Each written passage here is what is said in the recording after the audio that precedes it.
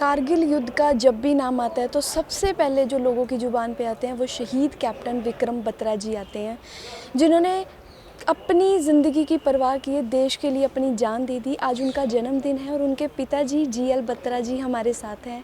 उनसे बातचीत करेंगे, कैसे थे कैप्टन विक्रम बत्रा जी, क्या उनका नेचर था, ये सब जानकारी लेंगे। नमस्कार सर। नमस्कार सर, चंडीगढ़ दिन भर में आपका बहुत स्वागत है।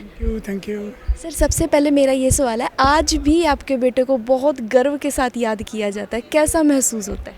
बहुत अच्छा महसूस होता है जी, और मैं समझता हूँ कि एक बड़े सौभाग्य की बात है ये कि उस आदर्श बच्चे ने, उस महान आत्मा ने हमारे परिवार में जन्म लिया और हमें इतना एलिवेट कर दिया कि आज हम उनके नाम से सारे हिंदुस्तान में जाने जाते हैं, रादर दुनिया के कई देशों में भी जाने जाते हैं।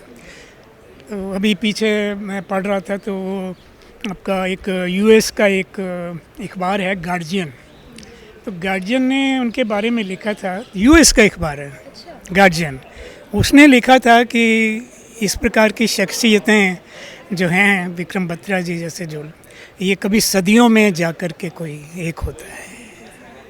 ये यूएस के अखबार ने लिखा हुआ है। आज भी उनको याद किया जाता है। सर उन्होंने आर्मी ज्वाइन की है ना, किस तरीके, कैसे उनके माइंड में आया कि मुझे आर्मी में जा? एक्चुअली पता क्या, एक तो उनके नाना जी भी आर्मी से थे, वो सूबेदार रिटायर हुए थे और उन्होंने दोनों जंगें लड़ी थी, फर्स्ट वर्ल्ड वॉर और सेकेंड वर्ल्ड वॉर। और मेरी तरफ से यानी दादकों की तरफ से भी हमारे कुछ बुजुर्ग, हम तो पिछली 2 पीढ़ियों से सिविल में ही हैं, लेकिन कोई पीछे थे हमारे जो अपने बुजुर्गों में आर्मी में भी थे। और दूसरा, इनकी जो पढ़ाई हुई है वो ये केंद्रीय विद्यालय पालमपुर में। तो केंद्रीय विद्यालय जैसे कि आप भी जानते होंगे कि अक्सर ये कैंट एरिया में होते हैं, तो इनके ना काफ़ी सारे फ्रेंड्स वहाँ पर जो थे, आर्मी ऑफिसर्स के बच्चे थे, ब्रिगेडियर्स के, कर्नल्स के, तो उनके घरों में ये जाते थे, वो भी हमारे घर में आते थे। और वहाँ का जो उनका डिसिप्लिन है एंड वे ऑफ लाइफ है, उससे काफ़ी वो प्रभावित थे। बहुत बचपन से उनको था, से ही उनको जो ऑलिव ग्रीन ड्रेस डालने का, यूनिफॉर्म का एक लगा था कि ये जो है this is a well discipline life. तो ये मैं आगे चल कर के इस तरह से। सबसे पहले उनका आर्मी में सिलेक्शन हुआ था, क्या रिएक्शन था उनका, क्या रिएक्शन था आपका, क्या रिएक्शन का, घर का माहौल कैसा था? देखिए, इससे पहले इन्होंने, जैसे अभी आर्मी का सिलेक्शन इनका बाद में हुआ है, इससे पहले इनका सिलेक्शन मर्चेंट नेवी में हो गया था, और वो बारबरा शिपिंग कंपनी जिसका हेडक्वार्टर हांगकांग में होता था, उसमें इनका सिलेक्शन हो गया था। ये बॉम्बे 2 बार गए थे अकेले, अभी छोटी उम्र के थे, कॉलेजेट ही थे, और ये बॉम्बे अकेले 2 बार गए। और जब मैंने कहा कि मैं भी चलता हूँ तो कहने लगे नहीं डैडी, आपकी ज़रूरत नहीं, मैं कर लूँगा। मतलब इतने सेल्फ रिलायंट थे वो बचपन से ही कि मुझे कभी आवश्यकता नहीं पड़ी कि मैं उनके साथ जाऊँ या कुछ करूँ। अच्छा, आपको वो खुद कहते होते थे पापा मुझे मतलब देश के लिए कुछ करना है? बिल्कुल बिल्कुल, वो अक्सर बड़े प्रभावित थे। हमारे भगत सिंह जी हैं, ऐसी कहानी मैं सुनाता रहता था, और हमारे गुरु गोविंद सिंह जी के 4 बच्चों की भी अक्सर मैं बात करता था उनके साथ कि कैसे कैसे वो शहादतें दी उन्होंने। मैं मोटिवेटेड शुरू से था जी, बचपन से। That's why I used to tell them the stories of these people. It is something different, है ना। सो वो उनके काफ़ी इन्फ्लुएंस थे वो।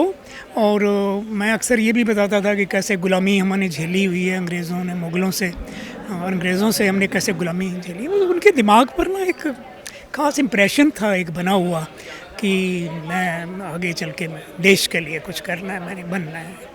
तो जब मर्चेंट में सिलेक्शन हुआ तो उन्होंने मना कर दिया कि नहीं, मैंने नहीं जाना है, मैं कमीशन लूँगा आर्मी में। आपने बोला छोटी सी उम्र में जज्बा था, बचपन में नेचर कैसा था, कैसे थे? बड़े जॉली, बड़े, मतलब वो कहते हैं ना कि godly virtues you can understand it, spiritual question, religious question, intelligence question, all well developed, very jolly, very humorous, हंसाते रहना, लोगों को गुस्सा नहीं करना, बड़ों की रिस्पेक्ट करना, छोटों से प्यार करना, so all such word, help करना लोगों की, ये बहुत उनमें, उनके अंदर भरपूर था। बिल्कुल। सर, कौन सा किस्सा उनका आज भी आपको बहुत ज़्यादा याद है? माँ बाप बच्चों को नहीं भूल सकते, है ना, पर कोई ऐसी चीज़ें जो आपको आज भी सोते सोते याद आ जाती है? मैं बताऊँ आपको, एक बार हो गई स्कूल में स्ट्राइक, किसी बच्चे को किसी अध्यापक थे, कोई प्राध्यापक थे मैथमेटिक्स के, मुझे याद है, उन्होंने कुछ पनिशमेंट दे दिया, कोई इतना कसूर था नहीं बच्चे का, तो वो बच्चों ने स्ट्राइक कर दी। 10वीं क्लास के बच्चे थे, स्ट्राइक कर दी उन्होंने, 10वीं की पता नहीं 11वीं के, ऐसा कुछ। तो जब स्ट्राइक कर दी उन्होंने तो वो क्लासेस में अटेंड नहीं करना, बाइकआउट करने लगे क्लासेस। एक दिन हो गई स्ट्राइक, 2 दिन हो गए स्ट्राइक। तो फिर वो प्रिंसिपल जो थे उन्होंने बुलाया इनको, इनके ऊपर काफ़ी विश्वास था सबको बचपन से ही, स्कूल में भी काफ़ी इनका इन्फ्लुएंस था, बच्चे भी रिस्पेक्ट करते थे, टीचर भी रिस्पेक्ट करते थे। तो इनको बुलाया कि विक्की यार इसको बंद कराओ बेटा, ये तो नुकसान हो रहा है आप लोगों का। तो उन्होंने कहा सर मैं करवाता हूँ। उनकी लीडरशिप क्वालिटी शुरू से ही थी, जाके सबको मनाया किया और फिर उनसे थोड़ा सा अपॉलॉजी करवा दी और उन्होंने कॉल ऑफ करा दी इस टाइम। सो सच थिंग्स। एक बार स्नेक आ गया घर में, तो आंगन में कॉरिडोर में निकल आया। तो जब वो निकल आया तो मम्मी उनके बाहर थे, तो वो थोड़े बेचारे उनकी चीख निकल गई, काफ़ी जहरीला सांप था वो, फन वाला। तो ये अंदर से आ गए, अंदर बैठे हुए थे, छुट्टी आए हुए थे, कमीशन ले लिया हुआ था, देहरादून IMA में थे, आए हुए थे।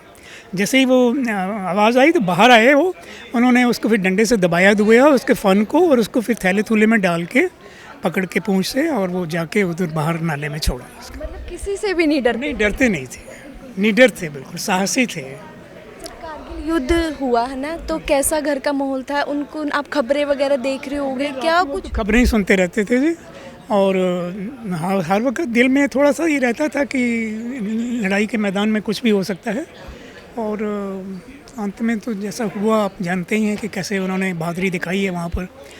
यानी पाकिस्तानी तक उनसे डरने लगे थे, घबराने लगे थे कि ये शख्स अगर आ गया तो ये करेगा, 5-10 मारेगा। तो ये उनका इतना वो था।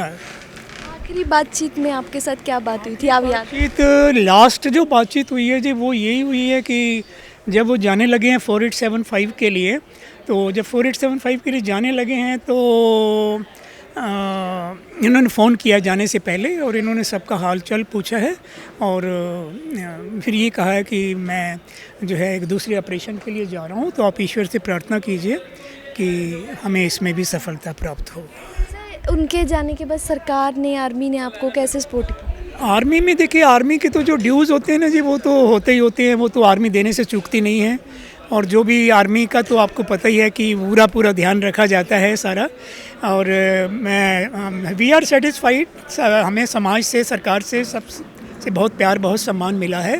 लेकिन मैं, चूँकि हम चंडीगढ़ से भी बिलोंग करते हैं, my son is here for the last 35 years, और हमारी रूट्स भी हैं यहाँ पर। तो मेरी ये गुजारिश है, बल्कि हमारी जो ये संस्था है वर्ल्ड हिमाचली ऑर्गेनाइजेशन, हमारी ये गुजारिश है सरकार से कि अभी एक प्रपोज़ल बन रही है रादर, कि ये जो हमारा एक 23 सेक्टर का जो गवर्नमेंट स्कूल है उसको सैनिक स्कूल में कन्वर्ट कर रहे हैं, और उसका नामकरण जो है कैप्टन विक्रम बत्रा, शहीद कैप्टन विक्रम बत्रा सैनिक स्कूल के नाम से किया जाएगा। तो मेरी ये सविनय गुजारिश है संस्था की ओर से, व्यक्तिगत तौर पर, कि उसका नामकरण उनके नाम पर किया जाए। वो एक ऐसी शख्सियत हैं जिससे कि आने वाली पीढ़ियां सदैव प्रेरणा प्राप्त करेंगी। सर, अगर मान लो आज विक्रम जी आपके सामने होते, आज उनका जन्मदिन है, क्या कहते आप उस टाइम? अगर आज सामने होते तो आप समझिए कि वो किस रैंक में होते हैं।